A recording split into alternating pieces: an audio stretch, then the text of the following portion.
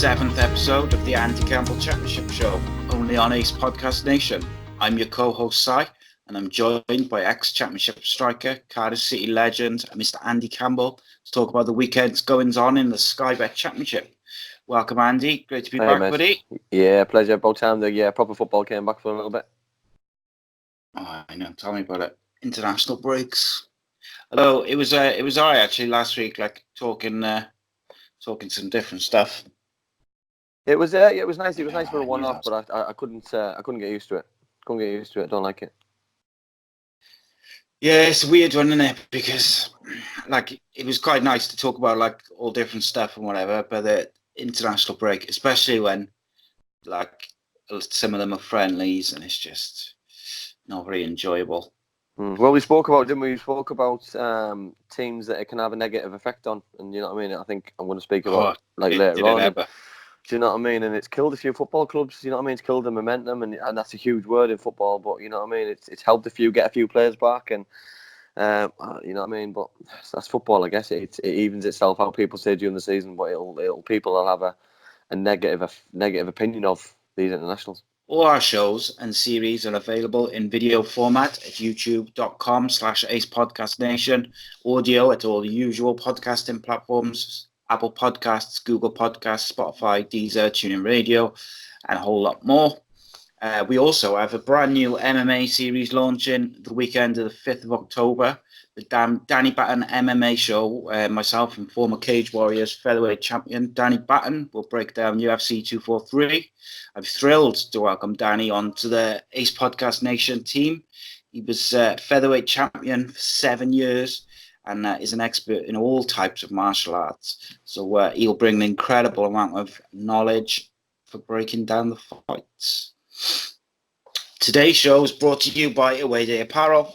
Away Day Apparel, a group of casually obsessed football fans looking to bring something different to the wardrobes of like-minded people.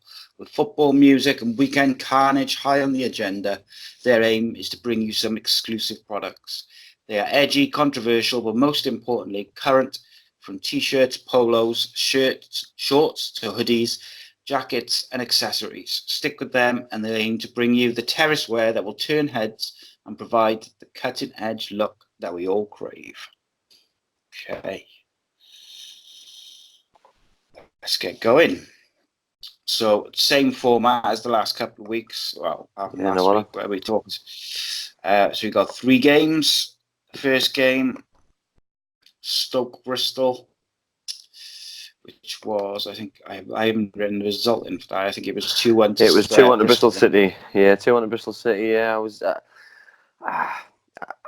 After the international break, mate, I thought Stoke were gonna, you know what I mean, gonna turn things around. They got off to the best possible start, scoring early from Klukas off a set piece, and I just expected them then to pick off one of the best teams in the league and kick on. And the sending off absolutely just ruined the floor, ruined the system, ruined everything. You know what I mean? It was 10 minutes gone in the game, and you know what I mean, you can't legislate for things like that. And when football clubs are down in the dumps, and you know what I mean, you need your big players and your superstars to buy into what they're doing. And unfortunately, to lose one, well, probably your best player in your side, you know what I mean, and it was on the field is criminal, really. And they just didn't give themselves an opportunity. You know what I mean? Even still, they still should have gone in 2-0 up at half time. They still created chances, and Bristol City were probably fortunate to go in 1-0 at half time. But the second half was just a different story, mate, for me. And you know what I mean? Bristol City, they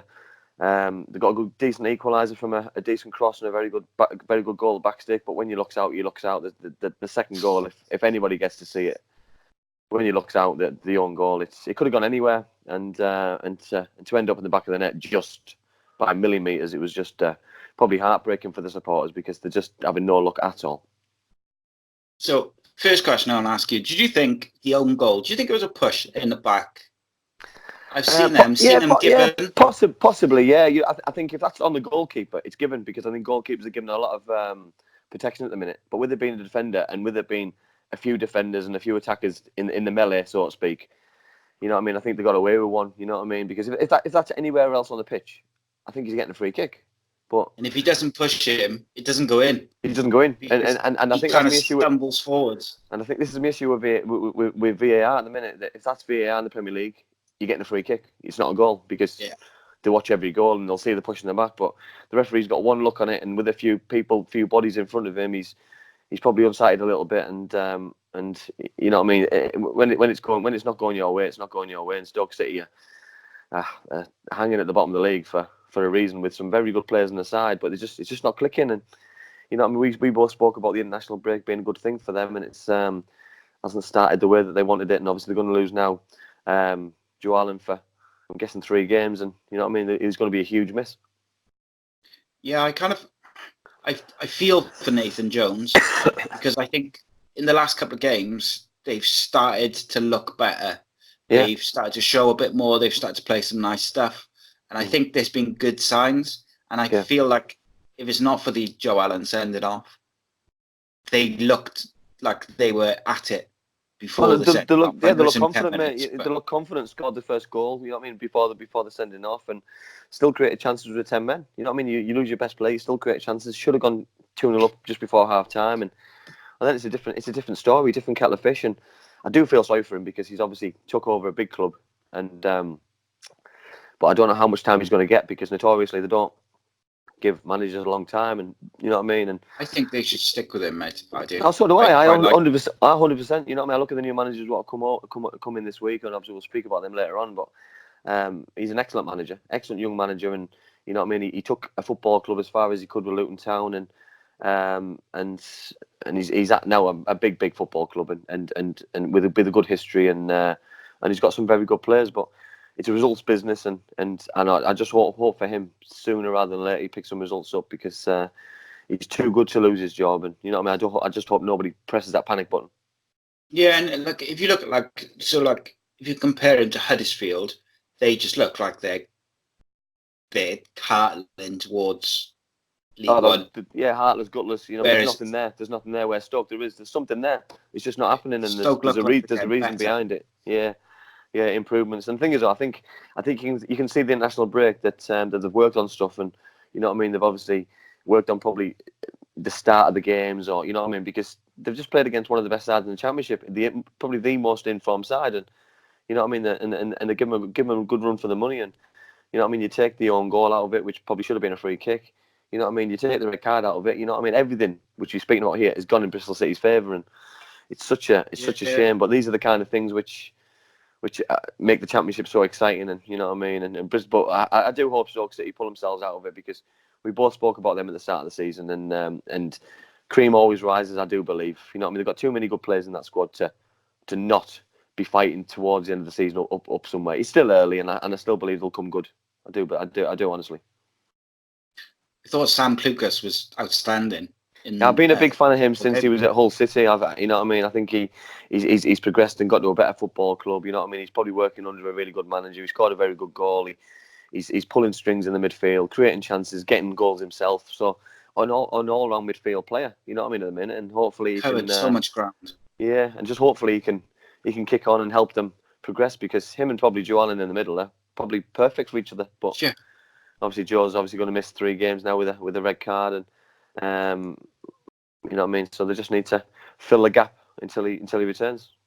Yeah, they nearly scored as well just before Bristol scored their second. I think it was Lucas who hit it on the volley, wasn't it? So I mean, you know, on another day that goes in, and it's fine margins, Simon. It's fine margins, and you know what I mean. And the thing is, every other team who's probably lost over the weekend can probably say the same thing. You know what I mean? It's a hard luck story, and you can't keep saying it week in, week out. And you know what I mean? The Stoke City fans will have an opinion. You know what I mean? The manager will obviously have his opinion. You know what I mean? He's obviously brought players and formations and worked on things in the summer, but he needs to get things right sooner rather than later, because he's a very good football manager, and deserves success. But you know what I mean? You're not guaranteed it.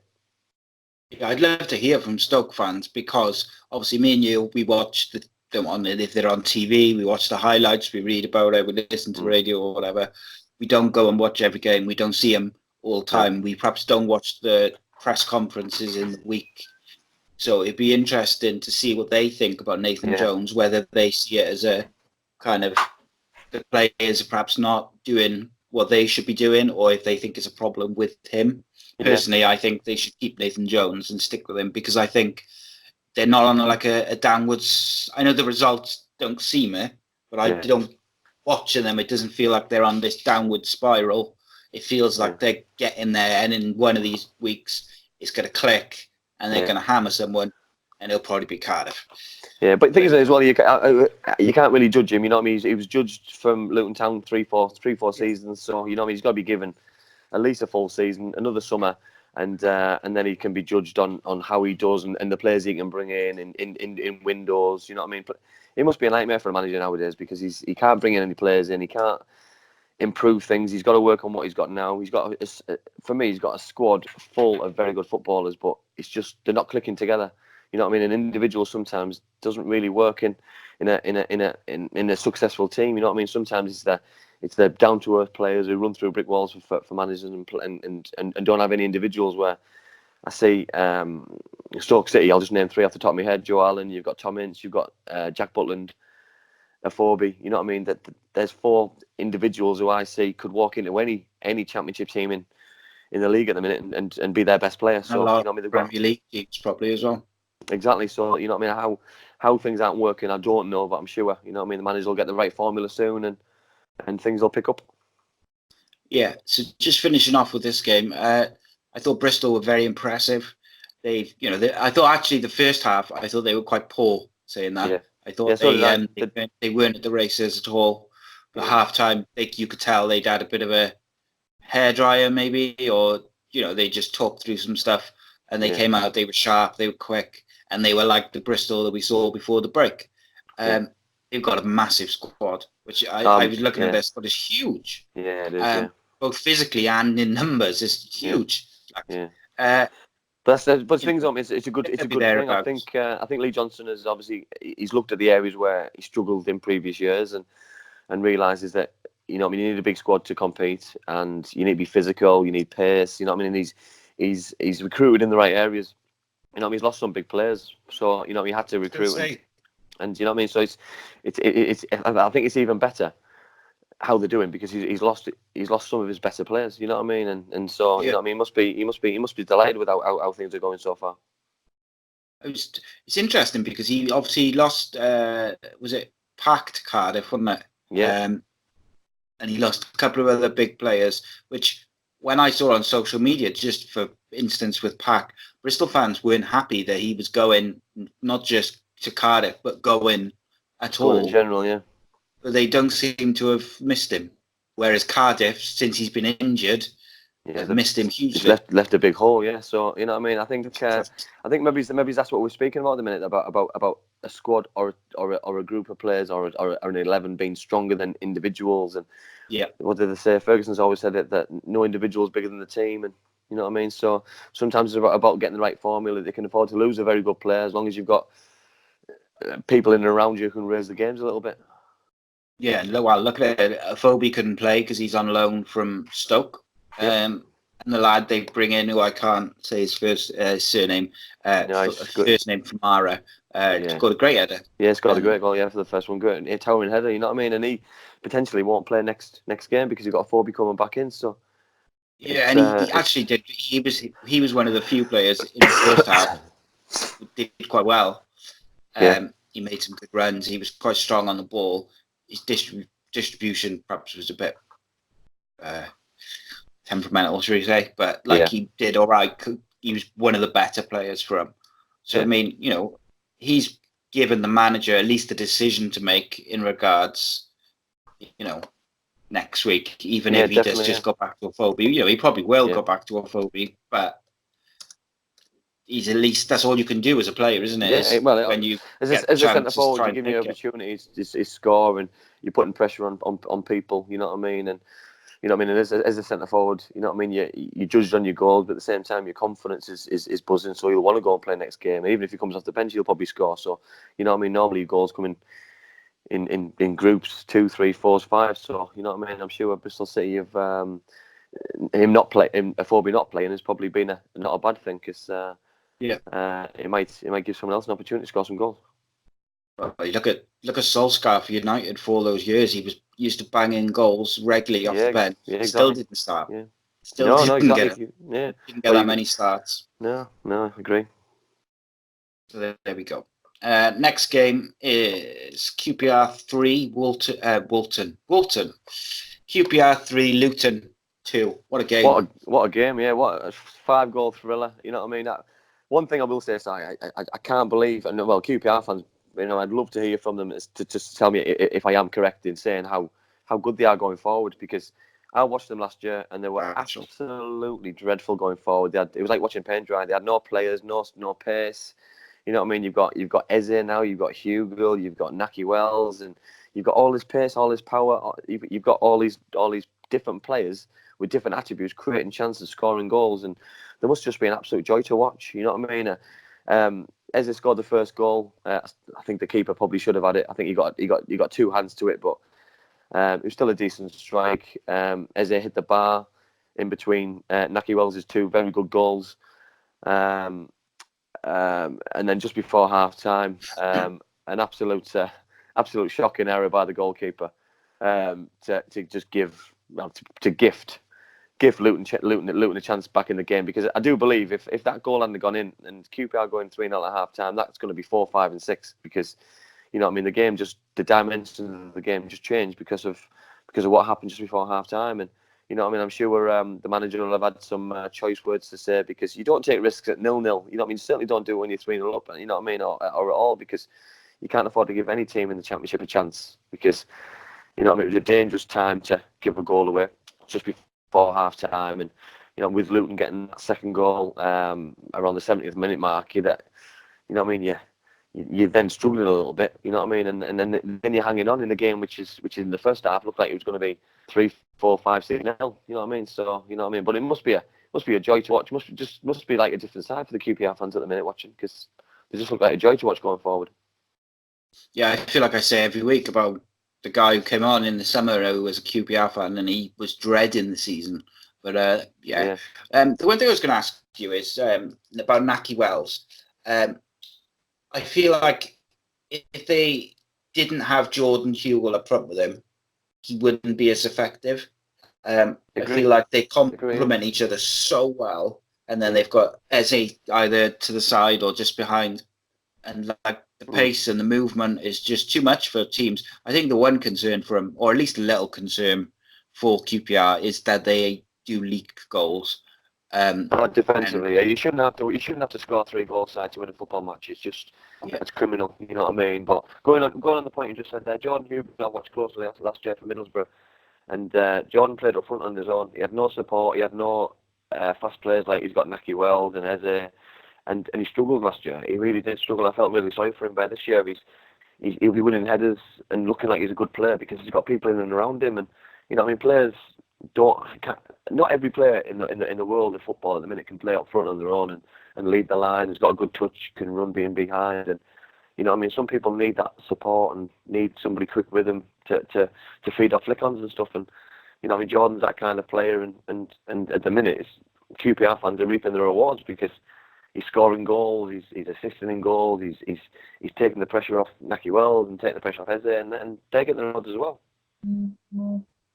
Yeah, Eze's through ball for, I think it was the second goal, possibly. No, it was the second. Yeah, it was a great goal, for his first one. Ball, just the weight of it, and then the first touch, or whatever. But like, going back to the defensive side of it, I think the one thing is in the Championship is, you might get a few high-scoring games like this, but you also get a lot of close games, 1-0s, 1-alls, and that's why you've got to have the defence tightened up, because it'll come a point where they won't be able to bang in 3 goals. And if they let in 2 goals from mistakes or not concentrating or not picking up their men, whatever it may be, they can lose a game quite easily to anyone in the division.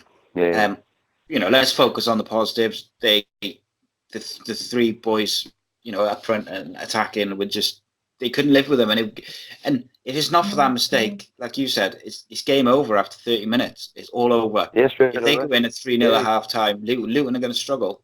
But do you think the international break affected Luton's first half? Or do you think QPR were just that good? Well, we spoke about the international break, and I do believe it did, because we said about they won't have had an influx of players leaving their football club. You know what I mean? So they'll have kept the same squad together for the full 2 weeks, 10 days, whatever. They'll probably have more days off than normal. You know what I mean? A little bit of complacency comes in, and they've started the game absolutely well. They started the game terribly. You know what I mean? There's no bones about it. You know what I mean? Obviously, QPR have started well, but you've still got to be able to defend as a group. You know what I mean? Losing one goal, fine. You know what I mean? But shipping three could have been a lot more. You know what I mean? Before they got themselves the first goal, and if it wasn't for the goalkeeper mistake, it could have been a lot more. And I think that it probably papers over the cracks a little bit that the scoreline, because it probably flatters them a little bit 3-2. But the international break has had absolutely no. It hasn't been good for them one little bit. Yeah, I think Luton was one of the teams actually that we said. Yeah, but I think that probably the sides which have come up, because the Charlton as well, you know, which we'll talk about, is it's a bad thing for the players who aren't playing regular football. If you're going away to play international football, you're playing regularly and you're match sharp, and you're playing with better players. It's the lads who are staying with the clubs and are probably training with the players who are left, or the kids, or whatever. You know what I mean? That's not being disrespectful, but if you're not an international player, you're ticking over rather than keeping the tempo high and being used to being ready for a game. And obviously some teams you'll lose your focus or lose your sharpness a little bit. 2 weeks is a long time to not play. Yeah, and I suppose the other thing is if for the teams who've come up, maybe they haven't got as many internationals. Yeah. So like, if you've got like a Fulham which is full of internationals, all those players will have played at a high intensity over those 2 weeks. Whereas these players, they've had 2 weeks of just training together, maybe some behind closed doors friendlies with the youth team or the under 23s. But they've had no real high intensity matches, because I don't care what anyone says at any age. I say to my boys all the time, that nothing is the same as playing an actual match. Even matches and training, it's just not the same. Well, you can't replicate it, Si. You can't replicate it, you know what I mean? And you can't replicate that the desire, you know what I mean? When you're playing against somebody who wants to really beat you and wants to really hurt you, you know what I mean? Wants to run past you and run further than you. You can't replicate it, you know what I mean? If you're doing a training game and you're not really feeling it, you know what I mean? And you can toss it off a little bit, and you can, you know, go through the motions, and you know what I mean, where a proper game on a Saturday afternoon, you've got 15,000 supporters screaming at you, and you can't replicate that. And you know what I mean, obviously it's done them no favours this weekend, and obviously the 2 weeks previous with the international coming up, and hopefully when the next ones come through, they can probably prepare a little bit better, or do different things, because they'll learn from it, because you know what I mean, they've not been used to doing it, because in League One last year, they'll have still been playing. Even if they've lost the odd player, they'll have still been playing. So it's just your continuity carries on all the time, and midweek games carry on. And you know what I mean? And I do feel sorry for them a little bit, but it is part and parcel of the Championship, because it's high profile now. There's a lot better players in it, which international footballers. So, you know what I mean? It's part and parcel of the league now, unfortunately or fortunately. Championship's full of Premier League players, isn't it? You know. Yeah, well, it's full of international players. If that's Wales, Northern Ireland, you know what I mean. We've got England international goalkeepers, and so you know what I mean. It's part of it. Yeah, even like Reading have got the Puskás and these people from other countries. Leeds have got Glick, and there's players from all over Europe and all over the world. It's just one of those things that you've got to deal with. But I mean, speaking of teams who didn't want the break to come, you know, Luton were in great form, didn't want it to come. Next up, we've got Swansea 0, Forest 1. I tried not to smile when I said it. I can't do it. I apologise. It's the same thing. But what I will say, I'll start about Nottingham Forest. It must be frustrating for their manager and frustrating for their supporters, because you don't know which Nottingham Forest is going to turn up. Because we've spoken about them. They went to Fulham, turned Fulham over. Following game, I think that they lost at home quite comfortably. To go to Swansea City, you know what I mean? They picked probably the biggest 6 points of the season up on the road. You know what I mean? If they can just pick the home form up, they're going to be a force to be reckoned with. We did stay at the start of the season. You know what I mean? They remind me a little bit of the recruitment, of the way that Wolves try to do things. And, you know what I mean? They outplayed Swansea for long periods of that game. They created probably 4 or 5 in the first half, I counted. Really good chances, probably chances that they should have put in the net. You know what I mean? And the longer that goes, the more chance I'm thinking, Swansea are going to win this. You know what I mean? They've took the pressure.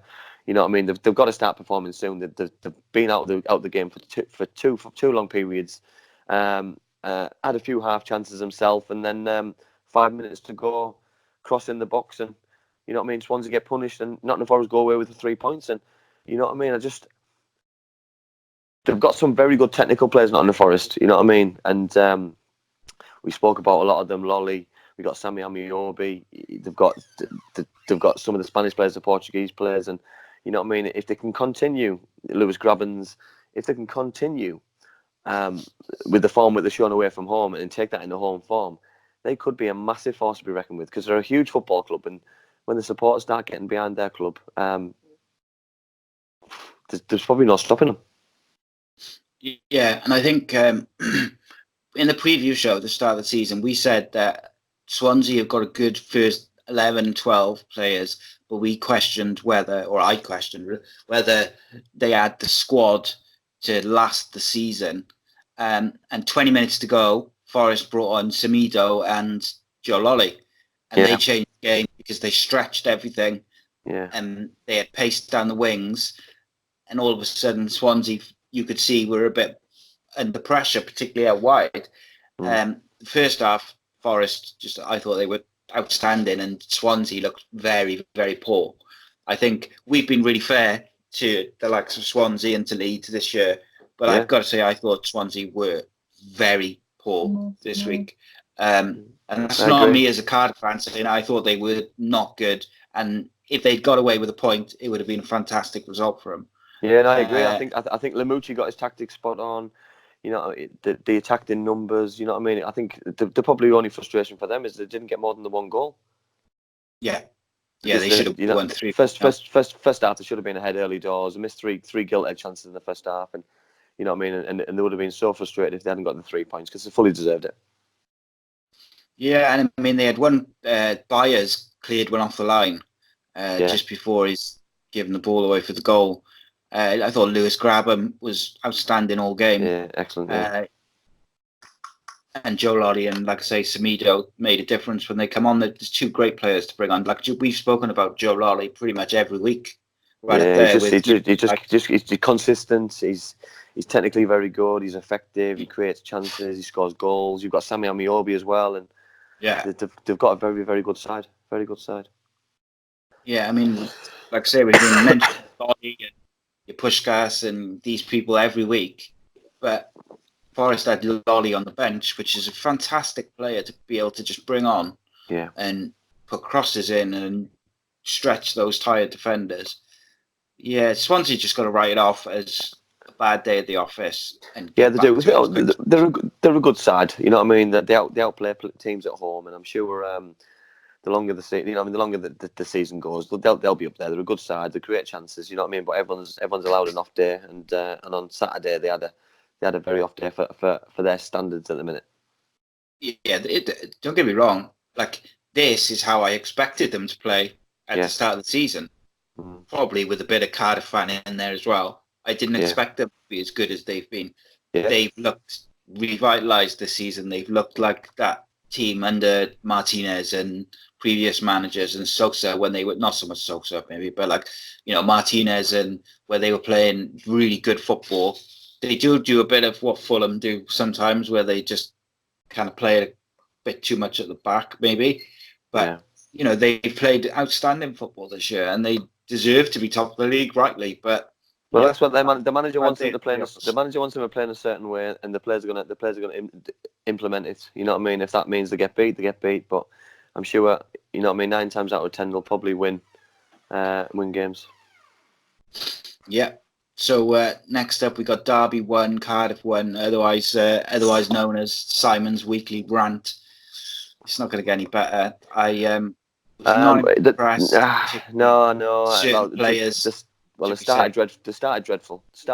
You know what I mean? And the goal was coming for about 45 seconds previously before the goal went in the net, and I just couldn't believe they didn't see the warning signs from the first shot, the second shot, the cross, coming out the edge of the box, putting it back wide again. And you know what I mean? They need to react instead of being proactive. You know what I mean? A bit of proactive instead of reactive, because defenders, they're very good players. I just don't know what's going on. You know what I mean? Obviously, the plus was Grassel getting his goal from the penalty spot. And one thing I will say, and this isn't me having my blue hat on, that's a red card. You know what I mean? Because he's just about to put that in. He's just about to put it in, and if it's a goal scoring opportunity, anywhere else if that's a goalkeeper, the other side of it, it's a red card. So it's no difference between a defender. You know what I mean? He's not goal side, so he's made a mistake and he's pulled him back or pushed him. Whatever he's done, it's a penalty and it's a red card. I just don't understand the rules at the minute, which is just so frustrating. I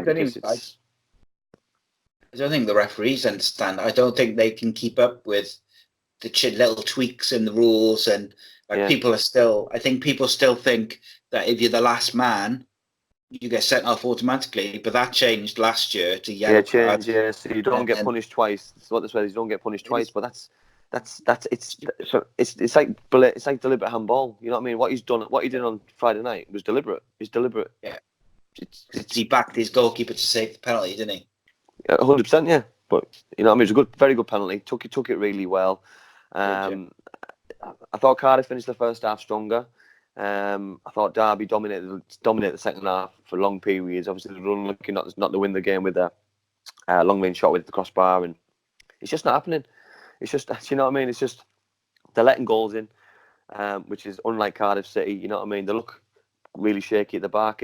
Is it a Sol Bamba thing? Is it the Etheridge? You know what I mean? It does do one or two players make that much difference? You know what I mean? Do they? I don't know. You know, Neil Etheridge is an excellent goalkeeper. You know what I mean? Smithy's made some excellent saves. So the confidence of the goalkeeper, you know what I mean? For me, if I'm a centre half of a player, I'll be confident in my goalkeeper because he's making good saves. But am I confident in him? Is he a good talker? Is he commanding the box? Is he getting his? There's something not happening right for Cardiff at the minute.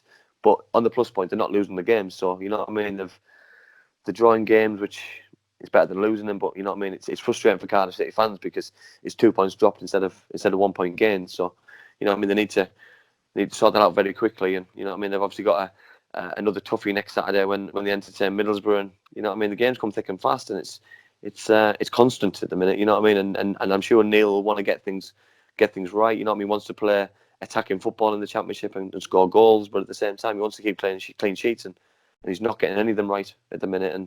And he needs to, because if this is going to be his last season, he doesn't want to go off on a whimper and people to remember this season. Yeah. So I'll start with Cardiff. What I think. I think Bakuna has got to come out of the side. He's really struggling to have an impact, and the fans are starting to get on his back a little bit.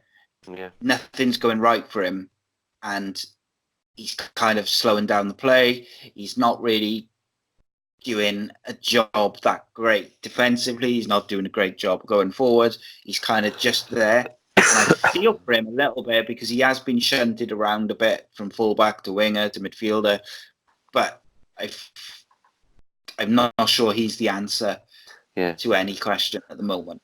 I also don't think it helps though with Joe Rawls in there, because I think Joe's playing that well. It's making him look that he's not playing half as well as Joe is. So you know what I mean. And I think he probably is down the pecking order, which he probably knows himself, that if he's other players will come back from injuries and he won't be in the side, or he'll change position. So maybe he's got that in his head that he knows he won't be a regular starter, and it's, you know what I mean. It's difficult because as a player you do know, you know what I mean. You look over your shoulder and think certain players are coming back in a week or two, and you know what I mean. And you put a lot of pressure on yourself, and maybe that's what's happening. Yeah, I mean, I go back to the preview show where we discussed each team individually and we discussed their players, and I said then, and the transfer window I think was still had a bit of time in it. Yeah. Before it closed, and I said Cardiff need a creative midfielder, attacking midfielder, to play with Joe Rawls, because Joe Rawls is excellent and he's industrious and he gets around and he can pick a pass, but he hasn't got like that bit of guile which can just do something out of nothing. You know, he can slip a good ball into the fullback behind, or he can win a tackle, and he can do the basics very well. He's having a great start to the season, but he needs someone in there who can do something a bit special. And it's the Lee Tomlin factor. You know what I mean? Well, he's got whiplash, hasn't he? So yeah, you know what I mean. He's had a difficult start to the season, hasn't he? You know what I mean? Because he's been ill for parts of it. He's now got this whiplash. You know what I mean? And you know what I mean. And he obviously struggles with his fitness and struggles with his weight, and you know what I mean. And by the time he's going to come back, he's going to be then unfit or losing match fitness and stuff. And it's going to be difficult for him to hit the ground running again when he comes back, because Cardiff need him back on the pitch. And you know what I mean, they don't want him in for 15, 20 minutes even there, hoping that he wins them a game. They want him playing from the start, 60, 70 minutes and dominating games, and then other players can come on and finish games off with the pace they got from the bench. Yeah, and I mean, begs the question is, why would you let Bobby Reid, who's like an attacking midfielder, number 10, go without a replacement on deadline day?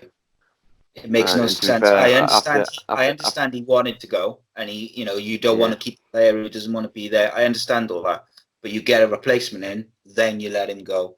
You don't sell him on the last day of the transfer window and leave yourself short and strengthen a rival. It just makes no sense to me at all. It's just this player power, and he played it really cleverly, and made sure that he held all the cards and just held the club to ransom a little bit. You know what I mean? But I'm sure we'll talk about him when we talk about the Fulham game. But I thought he was excellent again on Saturday. So Cardiff have missed that kind of player, and you know what I mean, which would have made a difference, because he's got guile, he's got pace, he can create a chance out of nothing. You know what I mean? And he's obviously a very technical good player, and you know what I mean, Cardiff aren't inundated with those kind of players. So you know what I mean, they need to take what they can get at the minute. Yeah, I think just before I have a little thing on Derby, I thought Glatzel did pretty well actually in this game. First half, Cardiff weren't great, were they? But I thought Glatzel did very well. He took his penalty well. I thought he led the line really well as well. He hustled and he didn't stop, and you know what I mean. I think you can see glimpses there of someone who's obviously now finding his feet a little bit, and you know what I mean, he's feeling a little bit more comfortable, and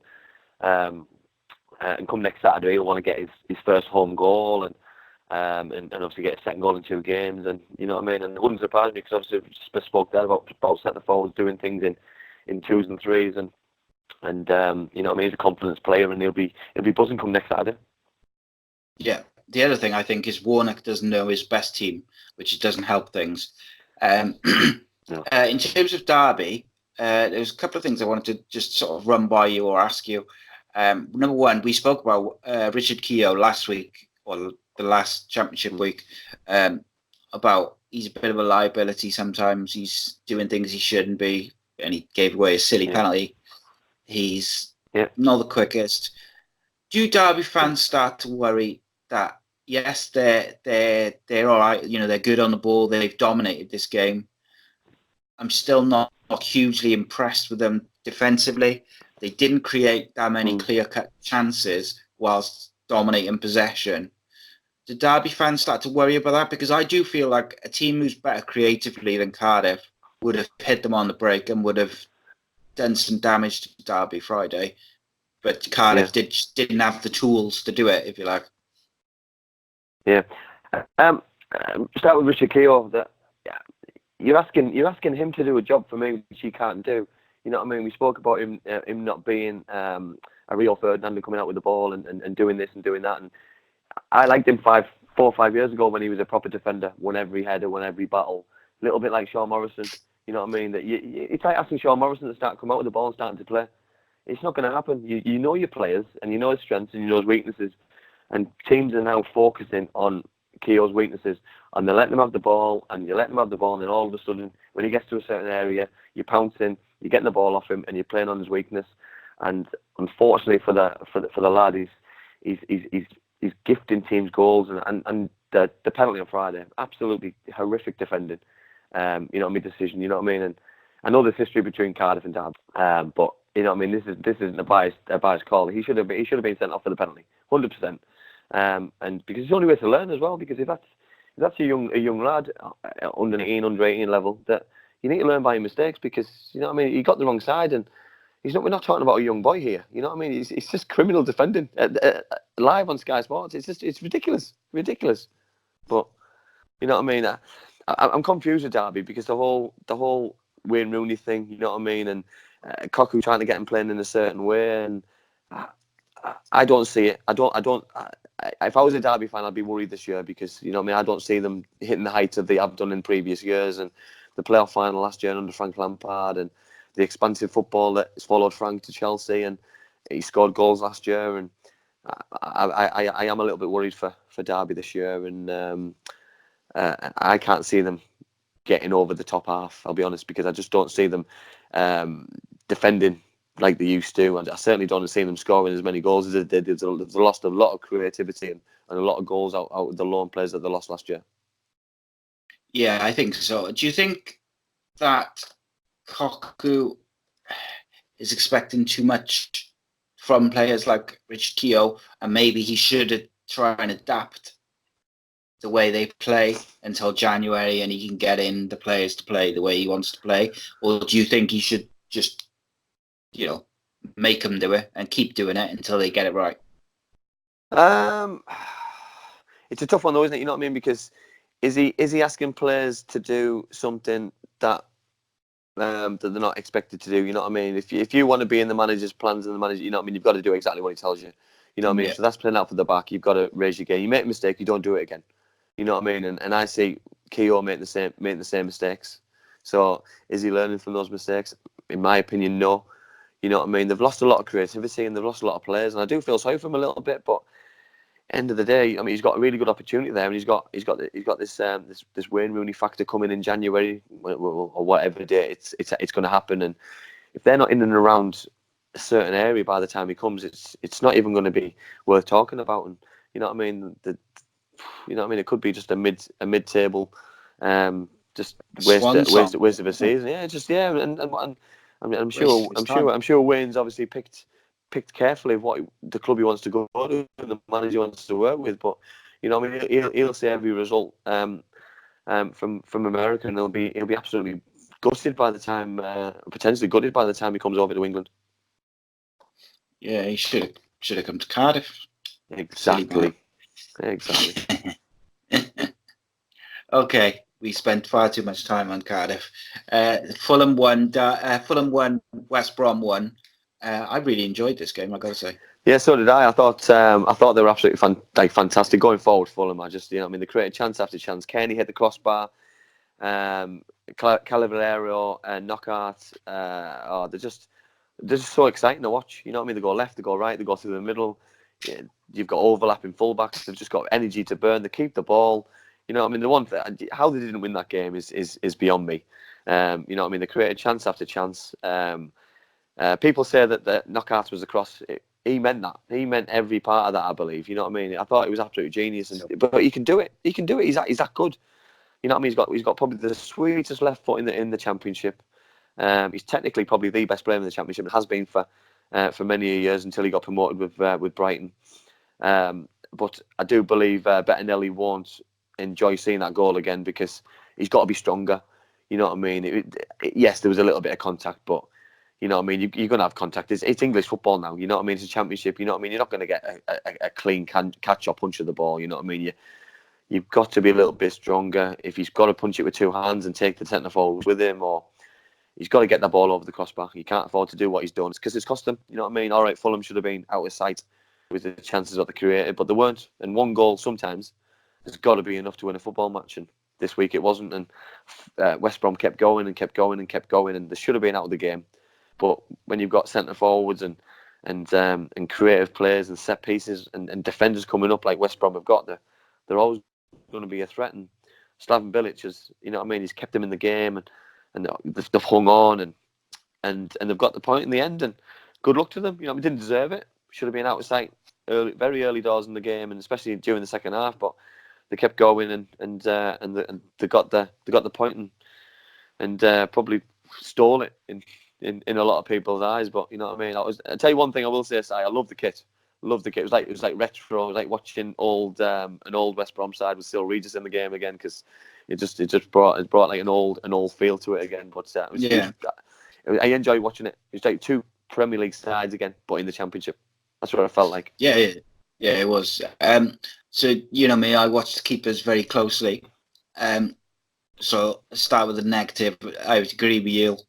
And my thing with the keeper and Charlie Austin was that the keeper pushes Charlie Austin just before the keeper just before the corner's taken. Yeah. And that's what instigates Charlie Austin. I know he's going to block him and he's going to do all that anyway, but that's what instigates the contact. Is just as he's getting ready to take the corner, he pushes him in the back. So yeah, he's got to know that by doing that, that's coming straight back to him and it's going to instigate it. Yeah. He should be concentrating on trying to work out how he's going to get around him to get to the ball, not interested in, wrestling the player.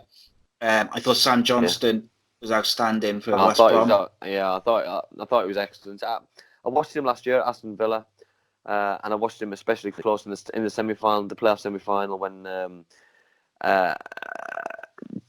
2 years ago when they played Middlesbrough, and I thought, he was outstanding. He's had a really good couple of years, and you know what I mean, and deserves all the recognition he's getting. You know what I mean? Some of his saves were outstanding. You know what I mean? And he kept West Brom in it for long periods, and he just looked comfortable with some of the saves. Some of the saves he was plucking out the top corner. You know what I mean? One-handed saves and getting really good contact with the ball, punching them. Not just a hand, he was getting a full punch and getting distance on everything. Yeah. West Brom still unbeaten. I think Fulham have had some tough games recently, but they have dropped a couple of points. Yeah, they've drawn a couple. Especially at home as well. Especially at home. Yeah, their squad's too good. They're going to be there or thereabouts, but they can't continue to drop them. I think is the main thing, especially at home. You've got to make it a fortress, and I think that'll be the message though from Scotty Parker, that Scotty will want a bit of consistency. You know what I mean? Apart from probably Leeds at the minute, I don't see a side who's running away with it, and you know what I mean. And Fulham are too good, like you just said, to not be up there with the rest of them. You know what I mean? But the thing is, I could just reel off 6 teams who I think should be up there, but they're not. Yeah. And you know what I mean? You can't. You've got to earn the right. And to be fair, that's centre forwards as well as defenders. And you know what I mean? The centre forwards didn't do the jobs because they didn't score the goals, and the goalkeeper didn't do his job because he wasn't strong enough. So you know what I mean? It's a collective thing. It's not one person made a mistake, he cost us a game. It's a whole package, because centre forwards didn't score. You know what I mean? It was a wonder goal by Knockaert. You know what I mean? There was some of the easier chances which they missed and should have scored. You know what I mean? So it shouldn't have to be a wonder goal week in, week out for them to get something from a football match. Yeah, absolutely. Next up was Blackburn 2, Millwall 0. Millwall were not at the races after the international. Defensive. I've never seen anything like it. Defensively, how this game was only 2-0 is beyond me. They were all over the place. They were getting caught bringing the ball out of the back four. They were getting caught in short goal kicks. They just trying to play triangles in their own box. I didn't understand what the tactics were. You know what I mean? It seemed as though they had 9 defenders behind the ball, but none of them knew what they were doing, and they were just inviting pressure. And you know what I mean? Blackburn scored. I scored a very good goal. The first goal I thought was excellent. I thought it was outstanding.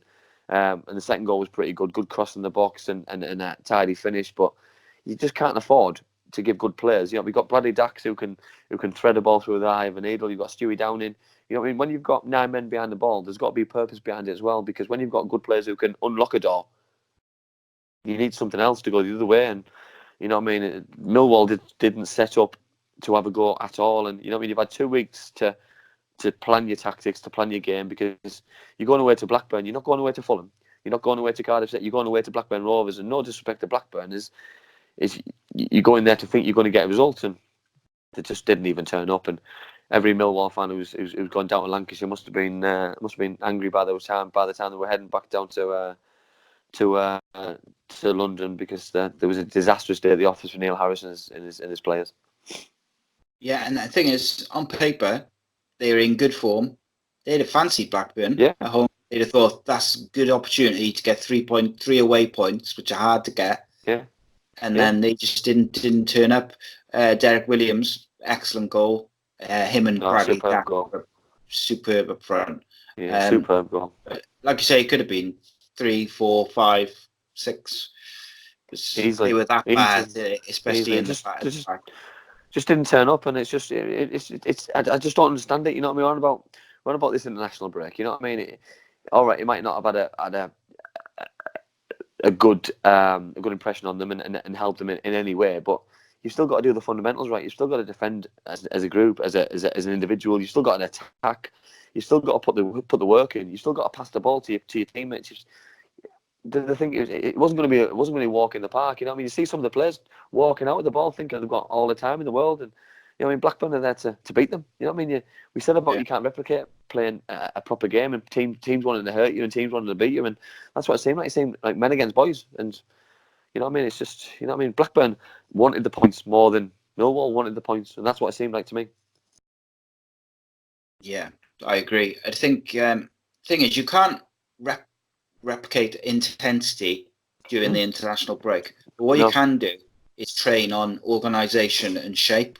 So their organisation should have been spot on, even if everything else was a bit off, and wasn't, and it cost them big time. Yeah, I agree. Next up, Charlton, my favourite team to watch. This was a really good game, actually. Yeah, Birmingham won. Yeah, no, well, I think these are probably the biggest losers of the international break because Charlton was in such good form. You know what I mean? They were probably the most informed side. You know what I mean? They're a joy to watch, creating chances, scoring goals, and you know what I mean. A very good game, but I just think it's the international break's just done them no favours, and I don't think it's something I'm going to speak about later on with a certain person getting a red card on the touchline. Might have a detrimental effect on what's going to happen in the next couple of weeks as well, because you know what I mean. They've obviously lost today, and you can't let yesterday. You can't let frustrations get the better of you, especially in the Championship, because the games come thick and fast. And they'll have seen Birmingham as a game where they're going to get 3 points, and unfortunately, it didn't happen for them. What I will say, the goal I thought was an outstanding finish. I thought he took it like an Alan Shearer of old, like a seasoned pro, 30-year-old experienced centre forward, and you know what I mean, for a young lad to take it with that much composure, you know what I mean, he just looked like a seasoned pro putting it in. I thought it was excellent finish, really good, really impressed. Yeah, I think Charlton missed Lyle Taylor, but you can't blame the sort of disjointed performance, if you like, on just that one player. But obviously, he's so important to them. He's the one that's been banging in the goals for them. He makes the runs for others to find space. Yeah. Birmingham have got some really good young players. I really enjoy watching them at the moment. We thought they might struggle this year, and they're doing all right. It's scary to me that it's almost like we just think it's normal that these 16-year-olds are playing in the Championship. Yeah. And he's just done his GCSEs, or he's just about to do them this year. Yeah. And he's just scoring another winning, or he scored an equaliser last time, and he scored the winner, for his hometown club. And 16, just he's not even a young player. He's a boy, isn't he?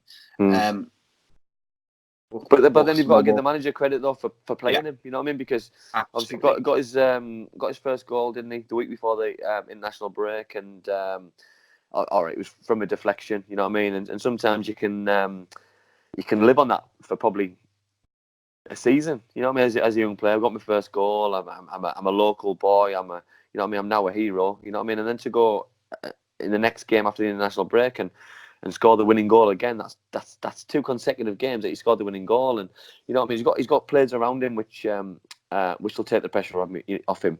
You know what I mean. That Jukovic, who obviously is a big towering player who you know what I mean likes to hustle and bustle and probably doesn't get enough credit as because he probably doesn't score enough goals as he probably should, but does a lot of his work in and around the box and battling with players and giving other people a platform to play. And I've always liked him. I liked him when he played at Middlesbrough because he give other players a chance to play in the right areas, and you know what I mean. He knew his job. He knew that he was good in the air. He was good at his hold-up play, and I think it'll only help the younger players in and around him. Yeah, absolutely. And speaking of teenagers scoring important goals, we've got Hull 2, Wigan 2 next. Another teenager with a great goal to Yeah, I equalise. thought it was. 17-year-old. Yeah, I thought it was a very good game. I thought it was a very good game. Your friend Jared Bowen getting another tidy goal. Yeah, Of second bite of the cherry for the equaliser. An excellent free kick from Grozicki for Hull's second goal. I thought it was an outstanding free kick. I thought it was a great game. David Marshall made some excellent saves, which obviously doesn't surprise me. You know what I mean? He's obviously a very international goalkeeper. Wigan looked a little bit better, probably towards how they looked against Cardiff City. The attacking numbers again.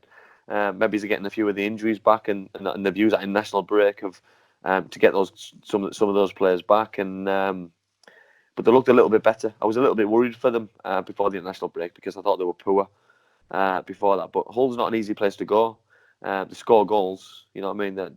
Defensively, they're all over the place, but offensively, they create chances, and you know what I mean. And I think anyone who goes to the KC Stadium will know they're in for a game because they all seem to score goals. yeah. I'd be interested if Wigan can work out to keep some clean sheets. Just how well they can do. No, me neither. Yeah, They can't are see it all over happening. the place. Yeah, But because they got some really tidy players going forward, and yeah, they have. the boy who scored the goal, he took it so well. Yeah, 17, just turn, bang. Yeah, well, the thing is, Paul A Cook, lot of composure. Paul Cook knows his teams, and you know what I mean. I think he'll be hurting that he can't get things right defensively because he was a hard midfield player when he played, and you know what I mean. He'll understand the nitty gritty parts of the game, which he'll want to get better. You know what I mean. He wasn't a creative kind of player, and you know what I mean. And he must be delighted to see those kind of players doing the things that they're doing going forward, but defensively they're all over the place, and you know what I mean. I think that's probably why I enjoy watching the highlights of this game because it was like attack against defence all of the time because it was Hull City were attacking, could have scored, break down the other end, Wigan should have scored, and then you end to end, and you know I mean, it must have probably been a nightmare for both managers, but you know what I mean, Grant McCann and Paul Cook, but you know what I mean. At the same time, you know what I mean. It's not like they're getting beat 1-0 and they're struggling to score goals. They're creating chances. You know what I mean. That they are getting beat heavily one week, but then the next week they're learning from it. You know what I mean. That they've kept I think one clean sheet, but they scored two very good goals, and it probably should have been more than 2-2. But I think probably a draw was probably a fair result because David Marshall kept them in it as well. But I thought both goalkeepers had a good game. Yeah, both goalies were great. David Marshall in particular made some great saves. I thought Grozicki and Jay Bowen up front were outstanding for Hull. Jared Bowen seems like he's been around forever, but scoring goals for fun. Did you see the champ? Did you watch the championship highlights on Quest or whatever? Yeah. Did you hear the fact they gave about those two? No. They've something like over the last year or two, they've scored or created 40 goals each. I think one of them was on like 37 in assists and goals, and the other one was on like 40. It's unbelievable figures. That is.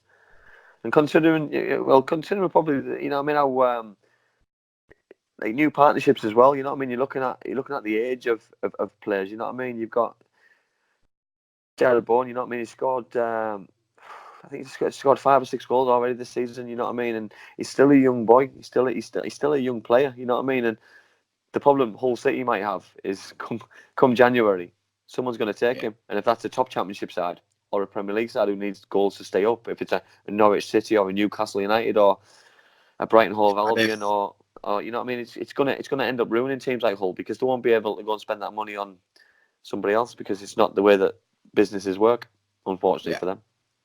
Yeah, it's exactly what Cardiff City need. Yeah, but I agree. That's another story. Yeah. Next up, the mighty Middlesbrough beat Reading 1-0 in an absolute thriller. Yeah, it's like watching paint dry at times, mate. I tell you, the first halves of games are they're tough to watch. You know what I mean? I'm seeing a transition. I'm seeing some I'm seeing a different team turning up. One week I'm seeing an attacking side, the next week I'm seeing a defensive side, the week after I'm not seeing either. I'm seeing a good midfield, and if they get things right, we could be in for an absolute joy, and it could be a treat, and it could be a danger to this league.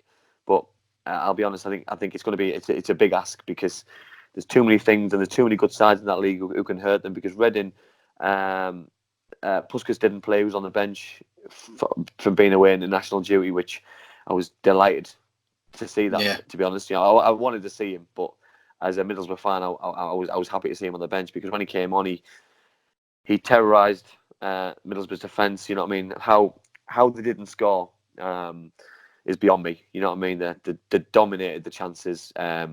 Randolph was absolutely outstanding. Made 5 or 6 excellent saves. One save in particular on the second half from a flick header.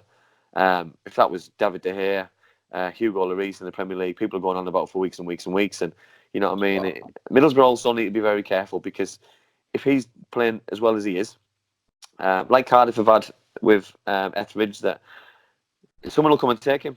You know what I mean? Because even if you know what Premier League sides are like at the minute, they have 3 not world class goalkeepers, but 3 international goalkeepers on the books. They don't care. You know what I mean? And as a player, sometimes it's more about sometimes money that is about playing, and it's about your future, and it's about various things. And you know what I mean? The minute he's playing very well for Middlesbrough, and long may that continue, because if it wasn't for him on Saturday, Middlesbrough would not have got 1 point, never mind 3. Yeah, I think Reading maybe gone off the boil a little bit just before the international. Since they played Cardiff. I don't think it helps. I don't think it helps when you're probably your best player and your most informed player and your top goal scorer is on the bench. But if he's been away and he's played international games and he's got back late in the week, you've got no chance than to give him a little bit of a rest, and you give him this week to rest up, and you put him back in on Saturday. And you know what I mean? It's probably frustrating for the likes of Reading, because you can't afford to lose your best players. You take your best player out of your side, what you doing? You know what I mean? For Middlesbrough must have been delighted, because for the last 2 weeks, I guarantee you, Jonathan Woodgate had been focused on Puskas, how to stop him. You know what I mean? Johnny Houston, stop him. You know what I mean? Your bowler to stop him, your left full back. You know what I mean? Your wingers to double up, and then all of a sudden you don't see him on the team sheet.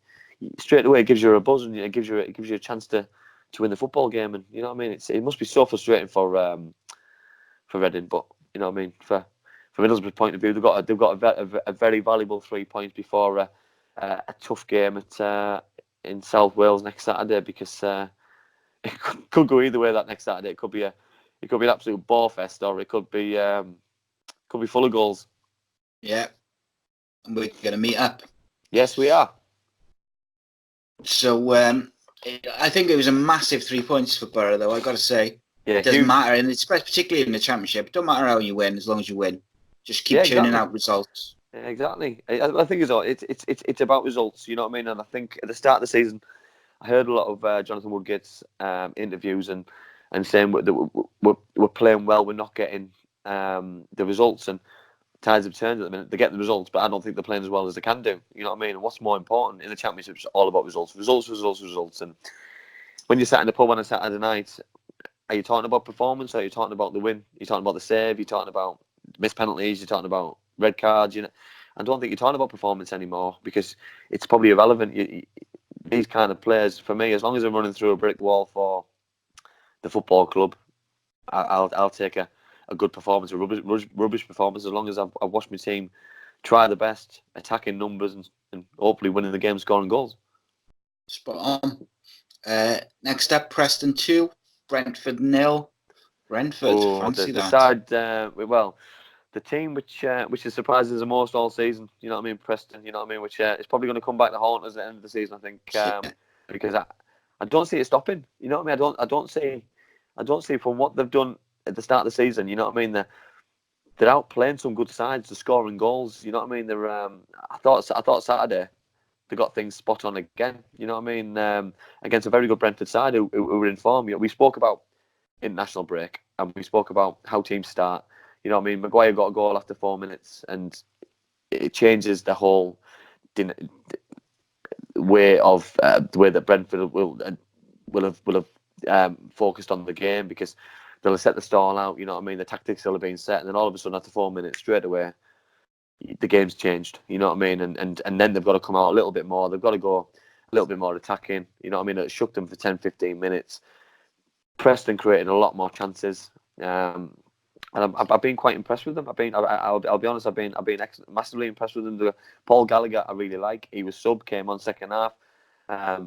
His set pieces are outstanding. You know what I mean? He's such a danger. You know what I mean? And every time they have a corner or a set piece or a free kick, you know what I mean? I think the Preston are going to score. Yeah, they look like they're just going to score every time they go forward. Yeah, they proven us wrong, mate. Big result in a big they way. are huge, and you know what I mean. What they're in fifth place, 13 points, 3 points off the top, and you know what I mean. That one side in, you know, I think them and Charlton are the two sides in the top six who we didn't see there. Obviously, you've got the QPRs, the Birmingham just underneath, but you know what I mean. Still early doors, and can they keep it going? Yeah. You know what I mean. Can they keep it going? They're going to have a bad run, but the bad run might be 3 games, might be 7, 8, 9, 10 games, and you know what I mean. Can they be in and around that top half after their bad run? Because if they can be, then they're in touching distance by Christmas of having a very good season. Absolutely. Brentford seem to be struggling for some consistency. Yeah. They had a slow start and then they've got a bit better in this sort of second half, but weren't great. They need to find that consistency. Yeah, they've spent a lot of money. Yeah, they've got a lot of money. You've got Pontus Jansson. You know what I mean? You can't really put your finger on it. You know what I mean? They created chances again. You know what I mean? Ollie Watkins probably should have scored. I think the second half pulled a decent save off down at the near post, and I do fear at times though, because when managers do spend a lot of money like Brentford have, that managers then don't get that much time because you are judged on the vast amount of money that you spent. You know what I mean? Because they've got a very good side, but they've got 7 points from 7 games, and you know what I mean. I think they've had a really, really sloppy start to the season, and I expected a lot better. And with tough games to come as well, because a lot of tough games in the Championship, of course they are. But you know what I mean, they play Stoke City next Saturday. Stoke have to turn things around sooner rather than later. Will that be next week? You know what I mean. Then you've got Barnsley, Bristol City, Nottingham Forest. You know what I mean. Every game's a tough ask. Every game's a tough ask in the Championship, but for them especially, you know what I mean. How many games is the manager going to get? That'll see him up to 11 games. If he doesn't have 15 points or 12 to 15 points out of them 11 games, I can't see him keeping his job. I'll be honest. You know what I mean? And there's some tough games there, and that's a point a game. And a point a game in the Championship is not enough. It's not enough to get you in the playoffs. It's not enough to get you in the top half. It's enough to keep your head above water, and they're too good for that. Especially spending the amount of money that they have. They spent absolute fortunes, and you know what I mean. That football club has never spent that kind of money, and the chairman at the minute will probably be wondering, is it the right decision that we've gone down that route? Yeah, and I think just on what you said about money, is what you're right. Managers get less time when they've spent a lot of money, but also when a team hasn't previously been loose with the spending, you get even less time. Yeah, of course. Because they panic more than a team who's regularly spending, changing managers, whatever it may be. Yeah. If you haven't really done it before, you tend to hit that eject button a bit quicker, I think. Yeah, well, it's just panicking, isn't it? You know what I mean? Because you then start to look at the value of your assets. Are they still going to be the same if you're down the bottom of the league, or worse, you get relegated? You know what I mean? Your assets is as a football club. You know what I mean? It's, you know what I mean? And people do push that emergency button far too quick nowadays, and I hope not, because you know what I mean. We've had 7 games. You know what I mean? And you know what I mean. I think a few managers will be judged after that 10-game mark, the 12-game mark, and by then I think that the league will have shaped a little bit that we will see in 5 games time, which is 15 points, that where a few teams will see themselves. Yeah. So speaking of managers, Sheffield Wednesday got a new manager in Gary Monk this week. Huddersfield also, 0-0 Sheffield Wednesday too. Yeah, Huddersfield. Yeah, I watched the game today. I watched the game, and I was I'm not sure I can. I'm not sure. Dean Cowley's interview said it all for me, because I was watching it thinking, I don't see one positive at all for your football club, and he said the same thing. He got asked about the possession. He got asked about, was that a positive, and he came out with the most honest answer I've ever seen from managers, and said no. You know what I mean? We've got a losing mentality at the football club. It's very worrying. We need to sort it out. We need to sort it out quick. And he's bang on. And you know what? They've picked the right man for the right job, because if anyone's going to save them from where they are, it's going to be him, because he's a winner. He's took a football club from non-league football, got them to League One, and you know what I mean. And he's now got himself an opportunity at a big football club, and it was always going to be tough today. You know what I mean. You've got a local derby. You've got a local derby with Gary Monk in charge, who I will say got his tactics absolutely spot on today. He sat his two banks of four, and he hit Huddersfield on the break. I thought Kadeem Harris was absolutely outstanding. You know, I mean, giving the ball on the left-hand side. The cross for the first goal for Stephen Fletcher's goal was outstanding. His run for the second goal was better, but he laid it back for Barry Bannon to cross in for the second header. But you can't afford to defend. Huddersfield can't defend crosses like they did today. You know what I mean? Stephen Fletcher, good in the air. Of course he is. 3 defenders around one attacker. He still wins it.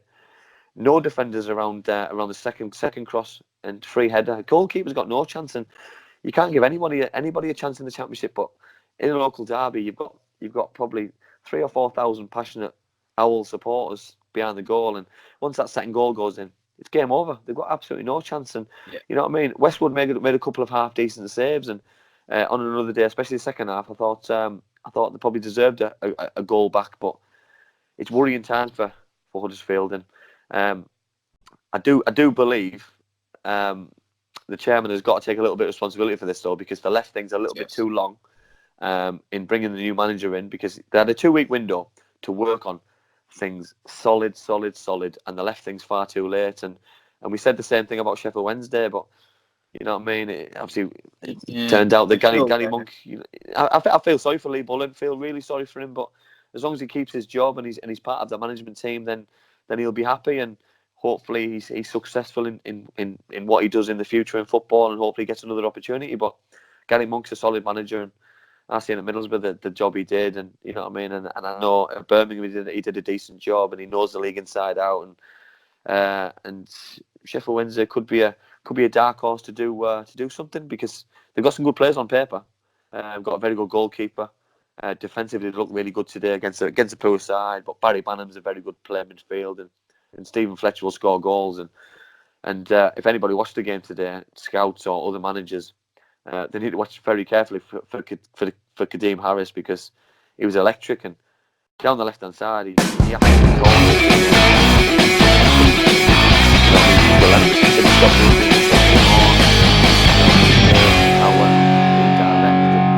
know what I mean. It was just a joy to watch, and you know what I mean. I hope to see that again week in, week out, because you know what I mean. Players who've got blistering pace like he's got deserves to show it on a stage like that, because it's just great to watch. Yeah, his biggest problem at Cardiff was he just couldn't get a run of games going. He would be in and out of the side, and we said at the start of the season he just needs to play week in, week out, and you'll see a different player. Just like we said, if you put crosses in the box, Stephen Fletcher will score. It's just you've got to get the crosses in the box. For me, like, I wanted Mark Hudson to do well at Huddersfield more than anyone, you know. But I think sometimes they look like they're devoid of a plan and just struggling with concentration, confidence, just everything. And I feel like they need to get a handle on it quick, because otherwise, he said that. Cowley said that. It's just a mentality of the football club. They're just used to losing. Losing's become just a habit, and it happens. You know what I mean? It happens. Confidence. You know what I mean? Like, players are going into games probably scared of making mistakes, scared of wanting the ball. You know what I mean? One word which has followed me through my football career is the word brave. You know what I mean? When people say being brave's not just about getting stuck into tackles and jumping for headers with a 6'9" centre half. Being brave is wanting the ball. When you're getting beat 1-0, when you've got 20,000 fans screaming and demanding, you know what I mean? It's still wanting the ball under those kind of pressure, and you know what I mean? And I didn't see that today. I didn't see it at all. And I didn't see much braveness on the pitch for Huddersfield, and that must have been worrying for the manager, because if you can't do it in a derby, if you can't do it in front of your manager on your first game of the season, for his first game in his new job, then when can you do it? Because he must have gone in today and said to all the players, "It's a fresh start, clean slate. Go and impress me. Everyone starts at a 0." And just nobody's come out with any credit at all. And it's going to be a long couple of months, I think, for Huddersfield Town. And I hope they get out of it, and I hope they get out of it purely for the new manager, because I do sincerely hope that he doesn't get relegated, because he deserves an opportunity, and he's deserved this. And if he can progress even higher, I believe he will progress even higher. But he can only do that if he does well in this job. He gets patience. Yes, yeah. and patience is a virtue, and patience is something which football clubs and supporters don't have. And no. You know what I mean? And fans are frustrated today. Of course they are. It's a local derby, and there's pride, and people work with Sheffield Wednesday fans and Huddersfield fans and other local fans in the Yorkshire area, and I get passion. I get that. I get all that. But give him time. He's a very good manager. He says all the right things, but he says all the right things because he knows the work, because they've worked in the last 4 seasons at his last football club. I agree completely. Lastly, we've got Barnsley 0, Leeds 2 from today.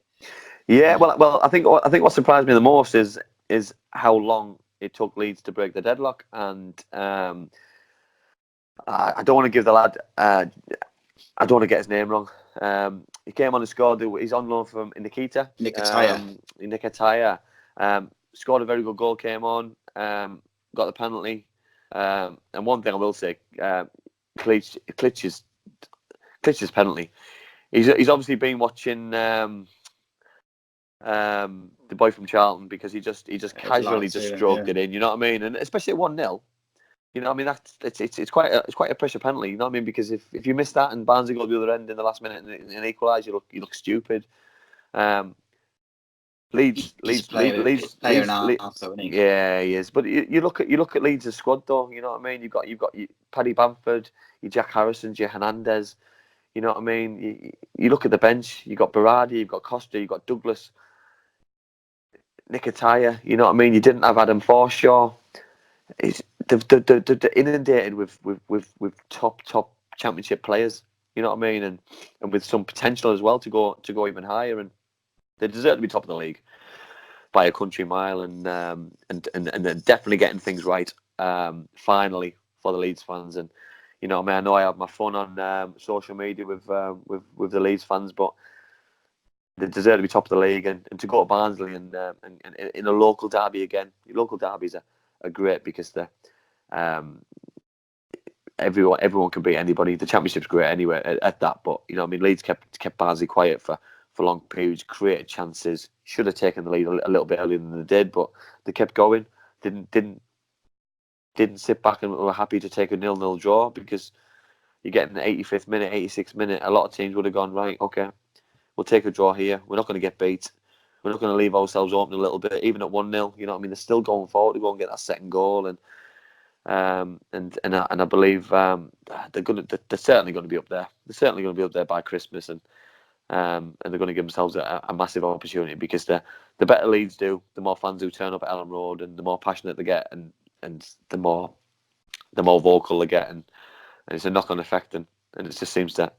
And I think that they're creating a lot more chances this year than they previously have, and they're scoring a lot more goals, and it's worrying me a little bit in terms of, are they going to be the side this year to run away with things?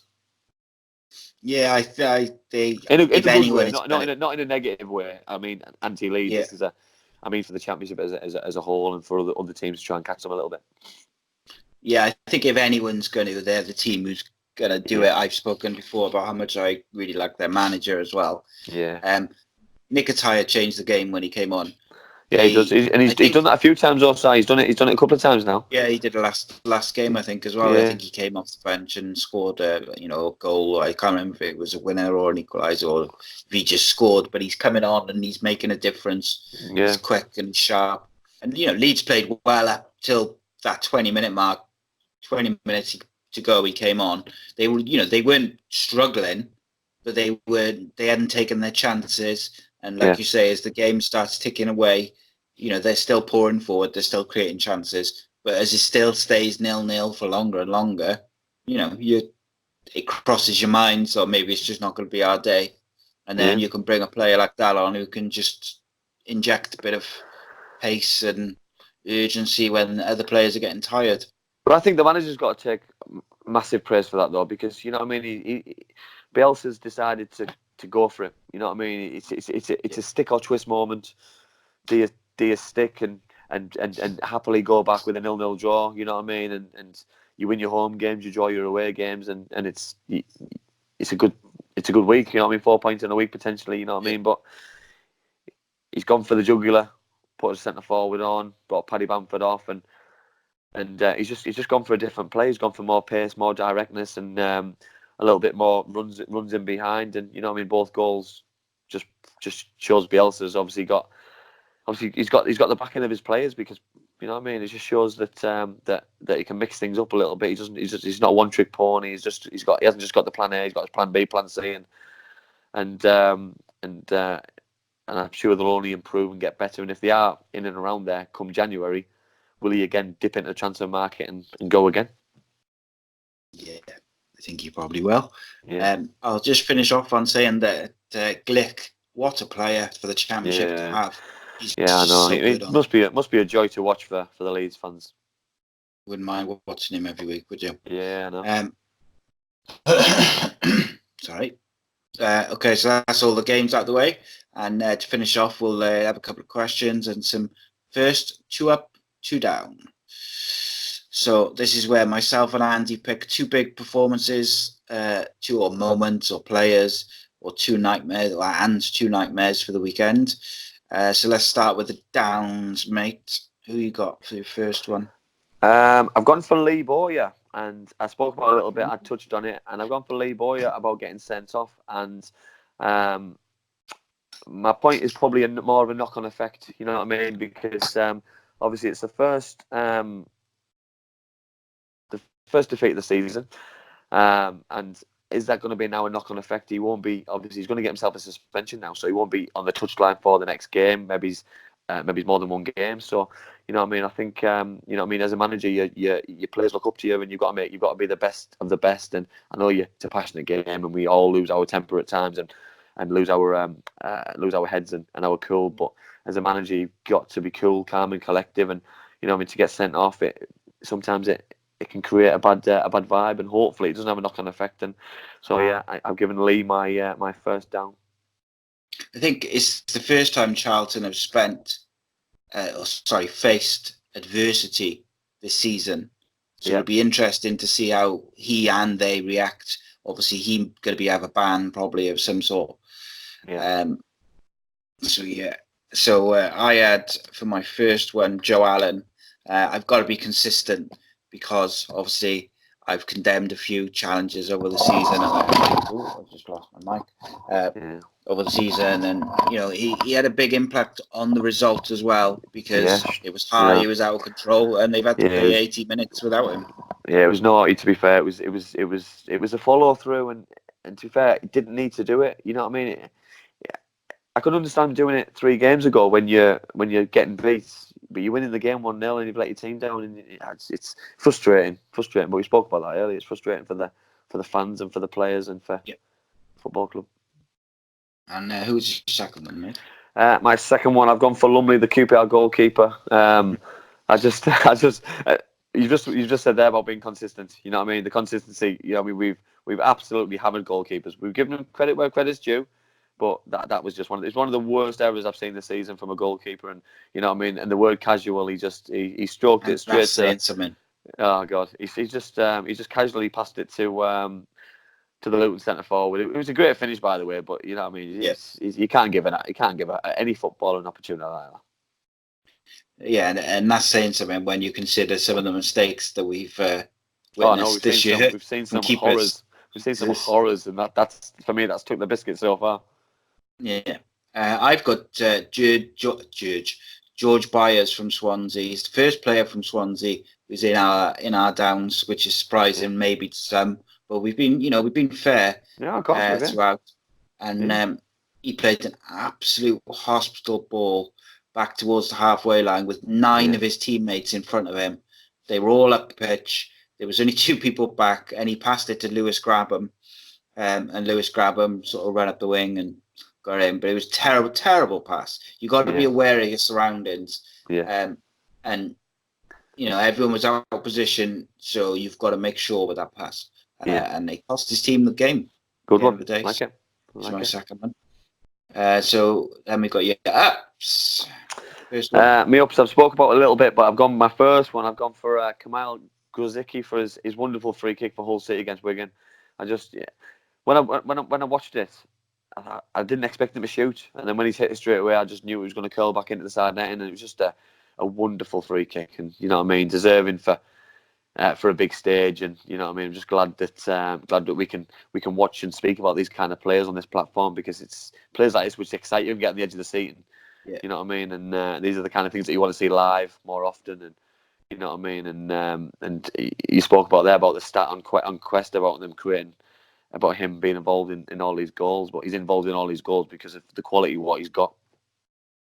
Yeah, he nearly did it again as well later on in the game. He hit the crossbar. Yeah. So that word consistency again. I picked my first up was Lewis Grabham, because he picked up the hospital pass from George Byers on the halfway line. He still had 2 defenders to go, but he went all the way down the right wing. And then he was still kind of in between the corner flag and the area. He had loads to do.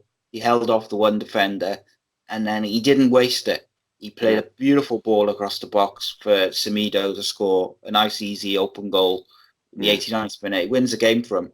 He's outstanding. Pace and the strength. He's outstanding.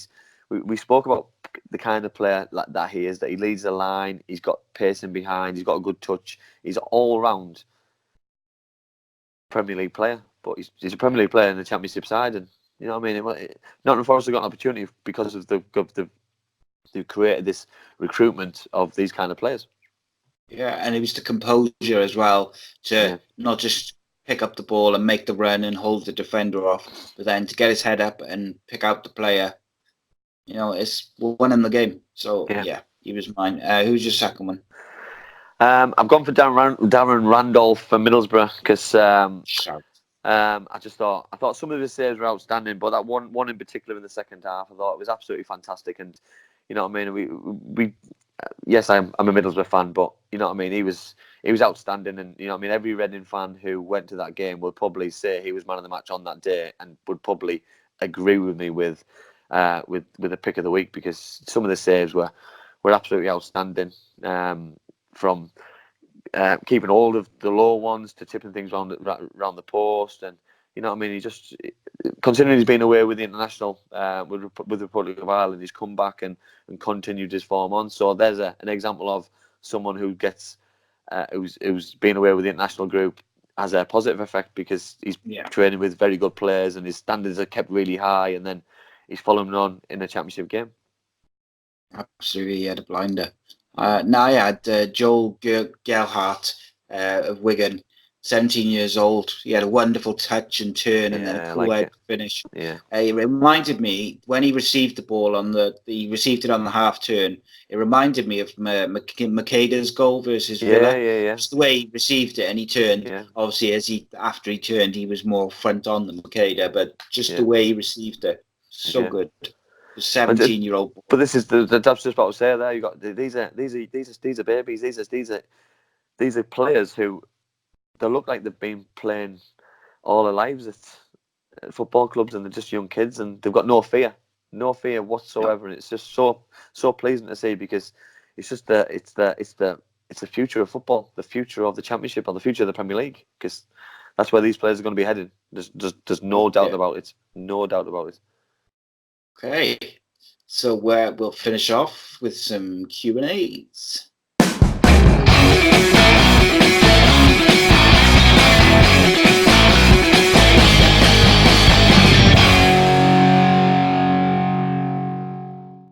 Okay, so Johnny Wish says, "Evening boys, as all your predictions about relegation, I'm not sure it's all of them, No, not all of them. relegation, I've seen this one. etc. I've seen this one. are have gone to a special emoji." He says, "Have they changed since? And who have you got?" Sorry, he speaks in like Welsh English, so it's, and who have you got top two in the playoff finals and relegated now? But love the show, lads. I think. Well, yeah, I agree with you there. We haven't got them all wrong yet. You know what I mean? I think we've massively underachieved with quite a few, and there's been a few shocks. I can't see Leeds not going up. So if I was picking a team to win it now, I would go Leeds 1. I would go Fulham 2. Playoff final. Oh God, you put me on the spot here. I would probably I'd go West Brom, and I'd go West Brom because there's Slaven Bilic factor, and that they're unbeaten. You know what I mean? That obviously breaks my heart with Cardiff and Middlesbrough, and I'm going on the way that some teams don't know when they're beaten, and I think that's probably the message that I'm getting from West Brom at the minute with Slaven Bilic, that he's got them in a place where they never know when they're beat. And to go to Fulham yesterday, get battered, but still come away with a 1-1 draw. Well, it felt like a victory going home. Back to the baggies, and you know what I mean. And I think for them, I think probably time is right with the players that they've brought in recruitment this year with Charlie Austin's and players that have gone, that they probably need to get promoted this year. I'm going to go Leeds to win it. I'm going to go with West Brom to finish second. And I'm going to go with Fulham versus Charlton in the playoff final. Ooh, for London derby. Yeah, and relegated, I'm going to go with Middlesbrough Cardiff. No, I don't know. I'm going to go. I'm not sure about the relegation. I think Luton might end up going down. Yeah, relegated. I'm definitely going to go Barnsley. I am worried about Barnsley. You know what I mean? They're doing the relegation at the minute. I know it's only early, but you know what I mean. The teams below them, I can see getting out of it, and the teams ahead of them, I can see picking up points. And someone will drop like a stone. It could be a Luton, it could be a Preston, and we could be right. They could lose the rest of the games, and then we can go and we can get Johnny on the show, and we can tell him how good we are. Yeah, absolutely. I'll go back, I will, and check exactly where we said people would finish, and we'll check it now against where they finish at the end of the season. Relegation, Barnsley, Huddersfield, and I don't want it to be Luton, but I've got a feeling they may just take it around. Yeah, well, I think my heart and my head say two different things about Huddersfield. I want Dean Cowley to do well so badly, but you know what I mean. After watching what I watched today, if I was a Huddersfield fan, it would have absolutely ruined my weekend and ruined my week, because it put me in a downer for tomorrow, and there's just no positive at all. So their one saving grace might be come the end of the season is Wigan cannot defend for shite. Yeah. And Barnsley look like they're going to struggle. So that's two teams straight away. And I think that's where you look at, don't you? And maybe that's what he's looking at. He's looking at teams, and he's focusing on others as well, and going to tell his players that, you know what I mean, that everyone's got that magic number. You know what I mean? We get the magic number in the Premier League. You know what I mean? And he'll have a magic number for Christmas, and start to work out what he needs. But they need to win the first game, and the first game will create a run of wins. But you've got to score goals to win games. I don't see that happening. You've got to keep clean sheets to win games. I don't see that happening. So something's got to change and got to give. Yeah, indeed. Was there any referees that you particularly didn't like personally, or because of how they refereed? I wouldn't say personally didn't like. I'd probably say, you know what I mean. I think referees, they need to be approachable. You know what I mean. I think that's the thing. You know what I mean. I think nowadays that you see some of the ones on the TV which they don't seem approachable. You can't speak to me or go away, and it's if you're giving respect to referees, you've got to get it back as well. You know what I mean. It goes both ways, and rugby have it spot on where you're not allowed to really talk and there's only the captain. But football's never been like that. It's never going to be like that. You know what I mean? But personally, I've never really had a problem when I played with respecting referees. It's just one of those things that you give respect and hopefully you get it back. So really, the only problem you've had with anyone in football is Dave Jones. Dave Jones, yeah. Ever. If he had a referee's jacket on there, I'd have a problem with the referee, yeah. But apart from that, no. The last couple then, and then we'll be done. Will Wayne Rooney be player manager for Derby by January? Because Cocu is shocking. Do you know what? It's a big statement, but do you know what? It's not a bad shout because. Have they put him in there as preparation, like as a kind of backup plan? Do you think?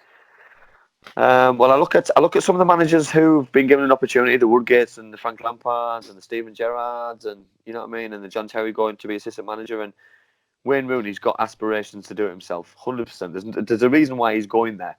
You know what I mean? Definitely a reason why he's going there, and if the time's right when he takes over there, his recruitment would be very good because he'd bring in some players who he knew, the same as Stevie G's done and Frank Lampard's done, and you know what?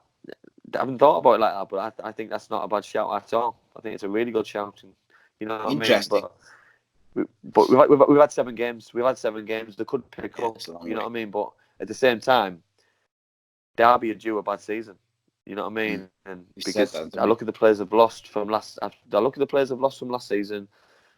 Harry Wilson. You know what I mean. You've lost your Ashley Coles. You're asking players to play. You know, you've got a Dutch manager asking players to play the way that he wants them to play, but they're not Dutch and they're not technically as good as he is. You know what I mean? Round all square pegs comes to mind, and you know what I mean. For me, it's not always that easy. You know what I mean? I harp on about John Terry. John Terry played for Chelsea with world-class players, but still headed it and kicked it and booted it into the stadium, into the stands, because he knew how to defend properly. And that, for me, that's end of. Defender's job is to defend. If that means kicking more into Rose Ed, it goes into Rose Ed. You don't have to take risks. He never took me one of the best defenders in the world. Spot on. And last question. When did you lose your head the worst on the pitch? That was me. I'm asking that because of what you were just saying about Lee Bowler. Go Cardiff City against Crystal Palace at Selhurst Park. What year are we? Must be 2005. We got beat 2-1. Willie Boland had just been sent off. I think we were drawing 1-1 at the time. I've been getting beat 2-1. Willie had just been sent off with an altercation, and I lost my head with Sean Derry, who I thought was at fault for Willie getting sent off. So me and him were having a bit of an argument, which turned into pushing, which turned into shoving, which turned into a few swinging of arms, which got myself a red card. So which was a massive regret. But you live and die by it. Is that the only time you ever got sent off? No, I got sent off playing for Halifax Town at Burton Albion. I was one of the goalkeeper, and I got clipped from behind by a centre half, and the referee didn't give a free kick, so I ran up to him and called him a cheating. See you next Tuesday, and got myself a straight red as well. But I didn't have a problem with the referee. I had the problem with the defender. Yeah. You know what I mean? It was. But then the referee didn't give it. I went to see the referee at the end of the game and apologised to all my teammates for letting them down. Because it's horrible. It's a knock-on effect.